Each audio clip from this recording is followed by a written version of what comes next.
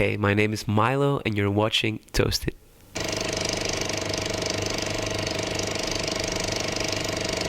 Milow, welcome to Amsterdam. It's great to be here. Hey, you have a new record out. Congratulations. Fantastic new album.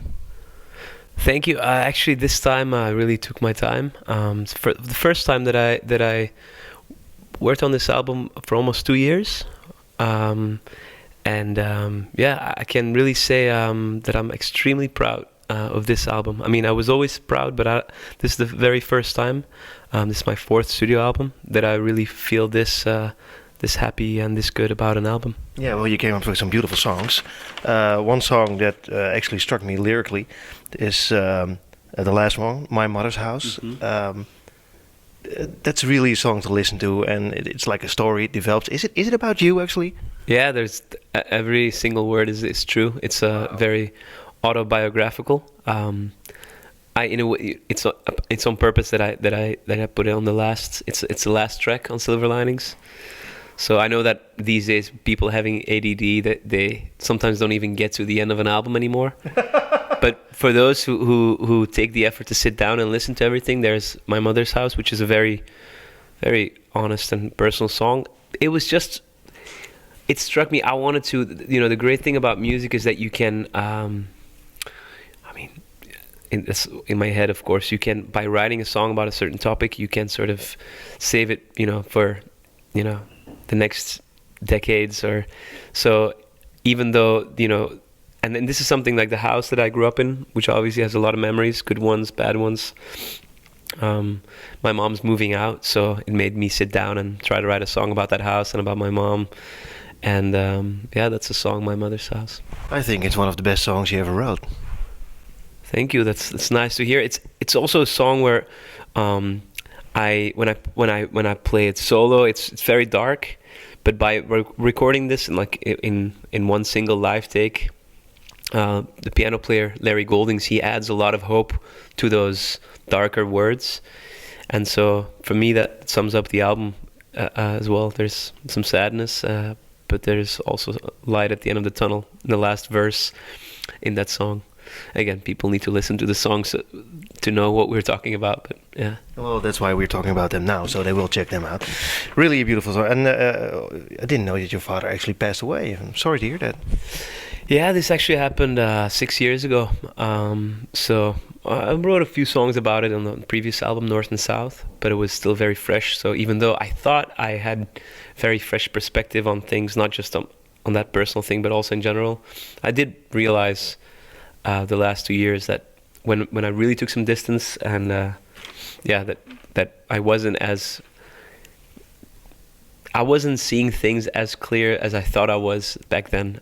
It's just still too fresh. I think the song "You're Still Alive" in my head is the one song on this album that's about this. I've been very much intrigued by how we all think more than ever maybe that we can decide how maybe we can shape our lives. We have a sense of direction. We can sort of decide. We think we can make our lives or shape it in the way we want it to. But the truth is that although you can, influence a lot of things, there's a lot of other stuff that you have no control over. And for example, in that song "You're Still Alive" in my head, it's just about the fact. And again, the truth is sometimes crazier than fiction. But my dad lost his father when he was 50. My grandfather was 56 when he passed, and my dad was 26. And when I was 26, my dad passed at 53.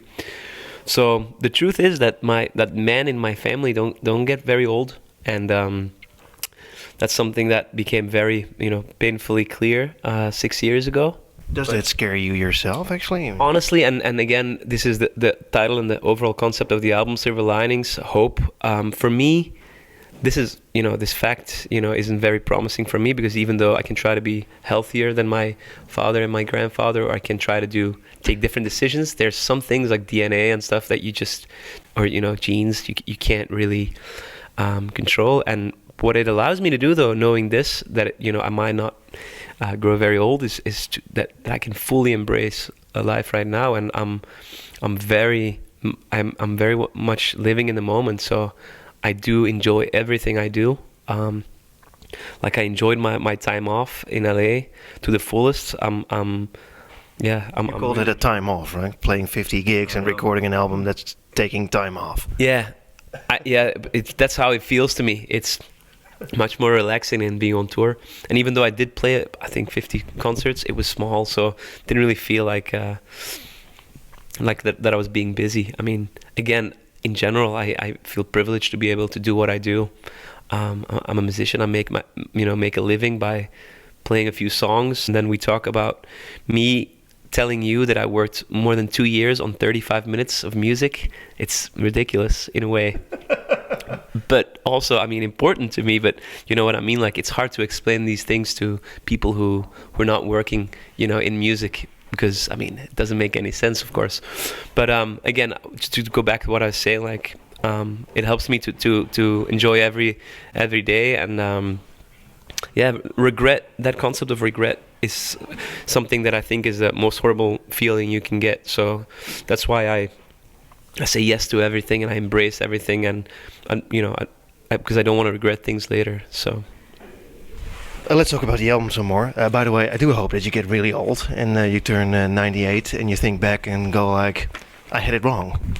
Hey, me too, of course. But again, I'd rather live a shorter but full life with lots of excitement and adventures and highs and lows. Even I'm not really scared anymore of hitting lows, because it does make life more interesting. It's just part of it. So if I would ever be able to choose, but I won't, of course, but for the sake of the theory, if I would be able to choose between high peaks and deep low, I would always choose that over just a very steady life without surprises. And and by choosing to be in music and choosing this kind of life, with all the traveling and with all the positive surprises, but also with the disappointments, that's always part of what I do.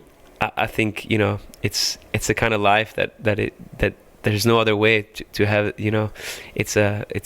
It's interesting to say, at least, You mentioned Echoes in the Dark, and I have to cut you a little short because we only have like 20 minutes to talk. I think Echoes in the Dark is a really cool song, a duet with Courtney Marie Andrews. Actually, I thought that would be the first single that you would issue because it's such a cool song. Yeah, I launched a video for that song already, like 2 months or a month ago, because I do agree with you that I think it's a standout track of this album. Yeah. There's a single. It's there's a lot of people, a lot of countries that they're working on my music, and there was sort of a consensus that We Must Be Crazy and Against the Tide would be the two lead singles. But I do hope that Echoes in the Dark can be a single. Maybe at the end of the summer or something. I'm so proud of this song, and it showcases and it introduces the incredible talent of Courtney Marie Andrews, who's only 23, who's working on her 5th studio album herself. She's so talented, and I really hope that I can convince her to come tour with me for a few months or for a year, and I'm working on it, but she's amazing, and this is clearly the duet of all the songs, but she's singing backing vocals on half of the album. Talking about earning it, you did this small tour, small 50 gigs in the States. Will you tour this album just like that in the States? Will you take your guitar, go over there, get a van and start playing? Because, I mean, this album is certainly, it's very Americana, I think. True. And, just when you bring it up, it would definitely, it sounds appealing to me because I could. And I did put in some of the groundwork so that some cities I'm actually, if I play by myself, like cities like New York or Denver or some other cities, I can actually, get at least 150, 200 people to come to my show. So that's a start. But however, the way that I feel right now is that now I really want to focus on Europe, and my schedule is filling up quickly. I don't know if there will be time for a US tour this year already. So what holds in the near future for you? Touring? Actually, I'm postponing the tour a little bit, just because I wanted to do it differently than 3 years ago. So instead of touring the week after album release, I'm actually only going to start touring in June. the summer, and then my first headline tour in the fall. Where will you play? And I right now concerts are still coming in. I mean, the album is not out yet, so I'm sure lots will change as well when it's out. But right now there's concerts, Belgium, Holland. Belgium I'm playing Rockwerter. In Holland I'm playing Indian Summer Festival. I'm doing some German headline shows, and then Switzerland, Austria. There's more coming in, and I'm used to. I surrender the control of my schedule this year. This is how it is usually, like lots of stuff. But it's exciting too. There's every day there can be like surprising news in my inbox. So in the fall it should be a European tour. So I'm definitely touring, not just Amsterdam. What I did in 2011, I'm really keen on touring in several cities in Holland. So that's definitely coming up, and I hope to announce some dates soon.